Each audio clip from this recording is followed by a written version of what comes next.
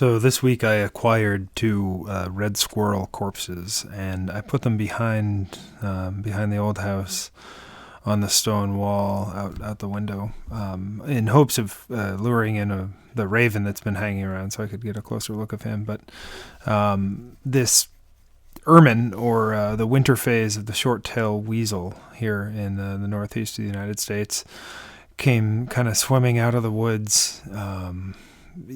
I could see movement, but I couldn't see anything. It was really strange. Just I thought it was a mouse, the little black tip of its tail.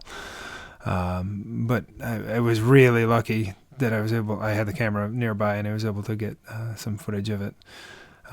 It was slinking around and it immediately found the squirrel here and is just taking a few bites and then it you'll see what it does. But anyway, I'm glad I could get this footage, and I hope you like it. I'll find out. I'll see if all of you skipped over this or not. But this is the kind of thing that I'm real excited about. Anyway, thanks for watching.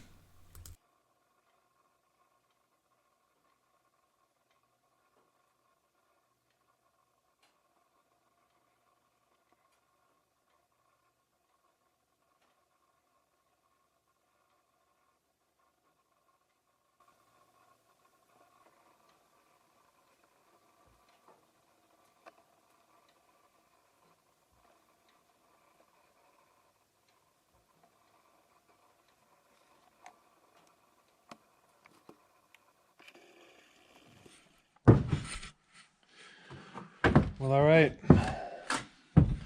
Good snowy morning to you. I'm heading out into the woodlot again. I've got my eye on a really big old tamarack or larch.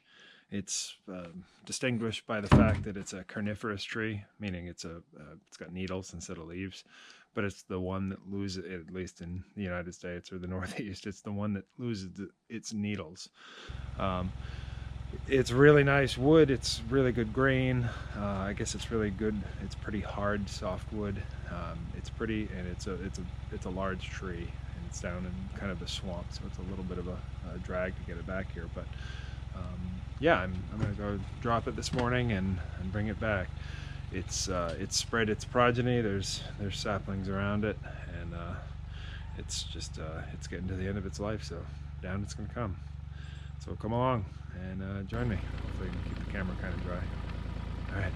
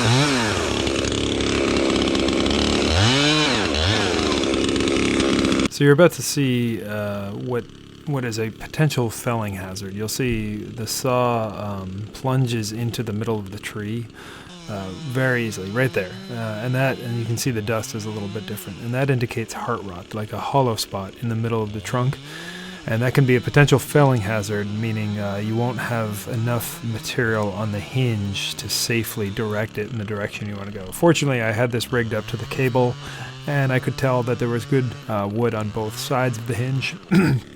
But I left a considerably larger hinge than I normally would, assuming or knowing that there was less wood in the middle, and it ultimately worked okay. But it's just one of those things that I thought I'd point out. It's good to be aware of.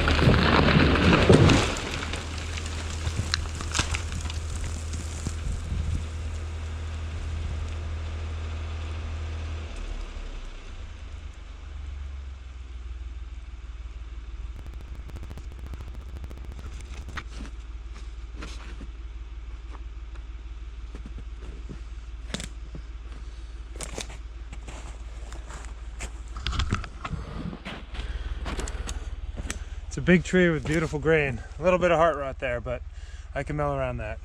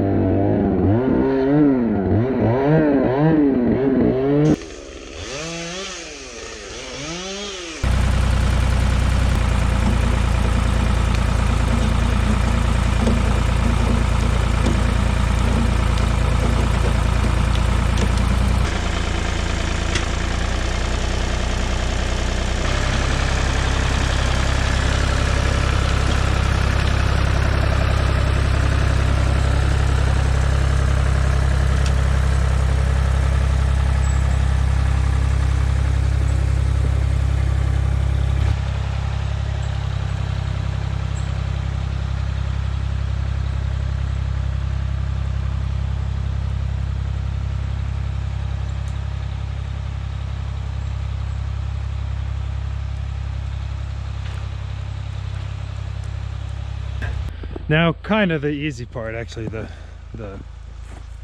part where I get to rest a little bit, the slow twitch back to the house site. So that went, once again, really successfully. It's a huge tree. It's a really giant tamarack. I'm now wondering, you know, I'm glad it's getting to the end of its life. It's got heart rot, but I think it's the biggest one I've ever seen. Anyway, it's gonna make some beautiful flooring, maybe ceiling, maybe paneling. The grain is just gorgeous, so I'm looking forward to getting into this. Take a look.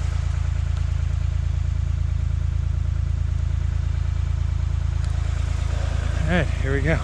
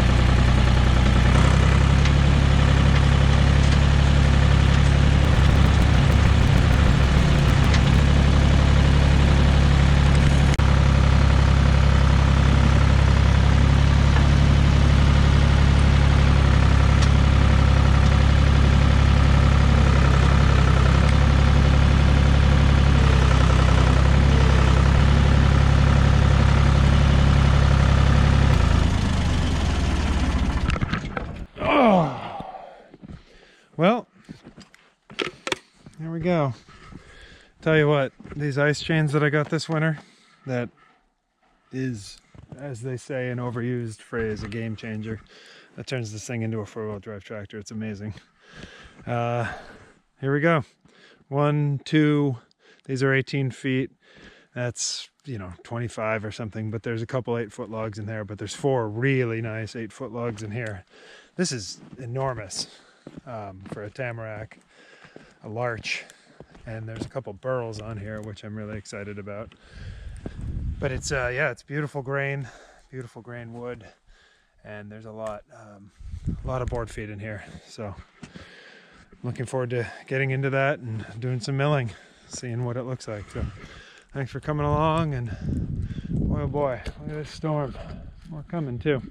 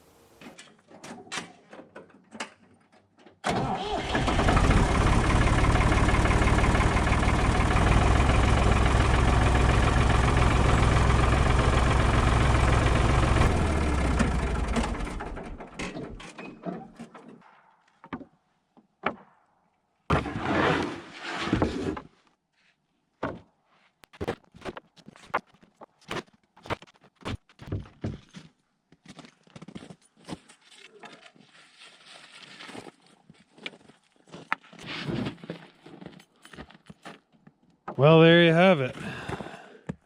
From stump to stack.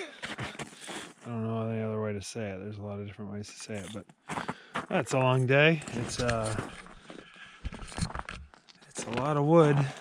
Oh, so it's all 12-inch. You get some heart rod and some of that, and some of those are split, but there's definitely good board in that kind of cracked and broken board. But yeah, it's an experiment. Tamarack here, larch. I'm excited to see how it dries. I've read a lot on the internet, forestry forums and all this stuff, and they say there's a lot of twisting. So I got it stickered really well here, and I'm going to put another stack on top of this and just have everything nice and lined up. And it's just keep a lot of weight on top of it and keep it all even. Hopefully it'll dry straight. But some beautiful grain wood. I think you probably saw in some of this video. It's really, once it planes, it's going to be gorgeous. I'm thinking for walls or ceiling, for paneling, but I also hear it's really good flooring. So, because it's hard, soft wood, and it's beautiful. So after some quick remedial calculations, it looks like about 336 square feet of boards, and hopefully it dries flat, and then I'll plane it, and it's gonna do some nice coverage in there. Flooring, walls, ceiling, something. Nice boards. So thanks for watching. Thanks for following the process. It was really snowing a lot when I got this tree out of here. It's kind of crazy, all this from one tree. It was a big old tamarack. I haven't seen one that big in a really long time. So thanks for watching.